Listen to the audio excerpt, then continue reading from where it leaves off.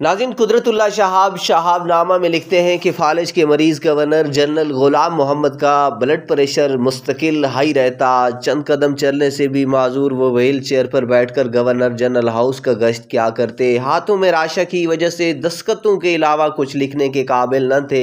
فالج کی وجہ سے ان کی زبان کچھ اس طرح متاثر ہوئی کہ جب گفتگو کرتے تو گوں گوں گاں گاں اور خر کے علاوہ کچھ نہ نکلتا، اور بات چیت کے دوران انہیں رانیں بہتی رہتی جو مسلسل صاف کی جاتی۔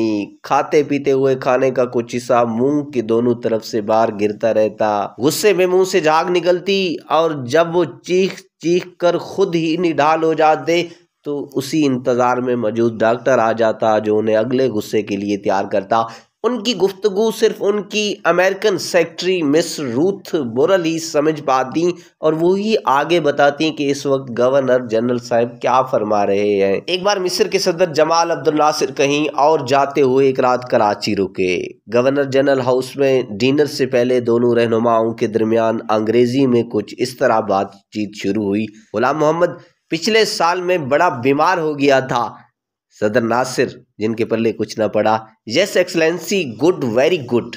غلام محمد: میں اتنا سخت بیمار ہو گیا کہ مرنے کے قریب تھا۔ صدر ناصر: یس ایکسلنسی، گڈ، ویری گڈ۔ اس سے پہلے کہ کچھ اور ہوتا، مس روتھ بورل نے آگے بڑھ کر ترجمانی کے فرائض سنبھال لیے۔ قائداعظم کی قبل از وقت رحلت اور قائد ملت لیاقت علی خان کی شہادت کے بعد معذور غلام محمد ہماری وہ بنیاد بنے جس پر کروڑوں عوام والے ملک کی عمارت کھڑی ہوئی، اور پھر ایک آدھ کو چھوڑ کر ہر غلام محمد نے اس عمارت کو لالچ کی سیمنٹ، مفادات کے سریئے اور سازشوں کی اینٹوں سے حلیہ ہی بگاڑ کر رکھ دیا۔ یہی وجہ ہے کہ آج 73 سال گزرنے کے بعد بھی ملک و قوم اور نظام کی حالت اور صحت نہ بدل سکی۔ ناظرین، آج بات ہوگی سربراہوں کی جسمانی صحت کی، اور بات شروع کرتے ہیں قائداعظم محمد علی جناح سے، جو ملک و قوم کے لیے مسلسل تاگ و دو اور انتھک کام کرتے۔ کمزور صحت والے قائداعظم کو پہلے تپ دق ہو گئی، مگر وہ ڈاکٹروں کے مشوروں کو تب تک نظر انداز کرتے رہے جب تک پاکستان نہ بن گیا، اور ان کی یہ بیماری لا علاج ہو گئی۔ اور پھر ایک روز وہ زیارت سے واپسی پر کراچی کی ایک سڑک پر اس خراب ایمبولنس میں زندگی کی بازی ہار گئے، جس میں نہ آکسیجن کٹ تھی اور نہ ہنگامی صورتحال سے نمٹنے والی ادویات میسر تھیں۔ قائد ملت لیاقت علی خان کو بلڈ پریشر اور کمر درد رہتا تھا، اور لیاقت باغ میں دشمن کی گولی کا نشانہ بن گئے تھے۔ ہمارے حکمران خواجہ نظم الدین کو کھانے میں بالکل کنٹرول نہیں تھا، اکثر زیادہ کھا لیتے اور پھر ہاضمے کی گولیاں کھاتے رہتے، اور ڈھاکہ میں دم توڑ گئے تھے۔ انتہائی شاہانہ زندگی گزارنے والے آخری گورنر جنرل اور پہلے صدر سکندر مرزا کو جب ایوب خان نے لندن جلا وطن کیا تو وہاں ایک صنعت کار کے فلیٹ میں مقیم ہوئے۔ وہ اور ان کی بیگم نہید مرزا مسلسل مالی پریشانیوں میں گھرے رہے۔ کثرت شراب نوشی سے ان کے پھیپھڑے جواب دے گئے، کانوں میں انفیکشن کی وجہ سے اونچا سننے لگے، کیسٹرول بڑھ گیا، اور آخری دنوں میں علاج کے اخراجات برداشت نہ کر سکنے والے سکندر مرزا نے ایک طویل علالت کے بعد وفات پائی۔ اردن کے شاہ حسین کو دعوت دے کر ایوان صدر پہنچتے ہی فیلڈ مارشل ایوب خان کو ہارٹ اٹیک ہوا، اور ہفتہ بھر موت و حیات کی کشمکش میں رہنے کے بعد بہت زیادہ مسکن دوائیوں کے استعمال سے وہ ایک عرصے تک سستی اور غنودگی کی کیفیت میں رہے اور جان دے دی۔ شراب اور شباب میں غرق جنرل یحییٰ خان قید و ہند کے دوران بلڈ پریشر کے مریض ہوئے، بعد میں ان کے پھیپھڑے جواب دے گئے، اور پھر فالج ہونے کے بعد CMH راولپنڈی میں انتقال کر گئے۔ 2 ماہ وزیر اعظم رہنے والے چودھری محمد علی مختلف قسم کی بیماریوں میں گھرے رہے۔ سکندر مرزا کے پرزور اصرار پر 20,000 قرضہ لے کر وہ بیرون ملک علاج کے لیے بھی گئے، اور پھر ایک لمبی علالت کے بعد وفات پائی۔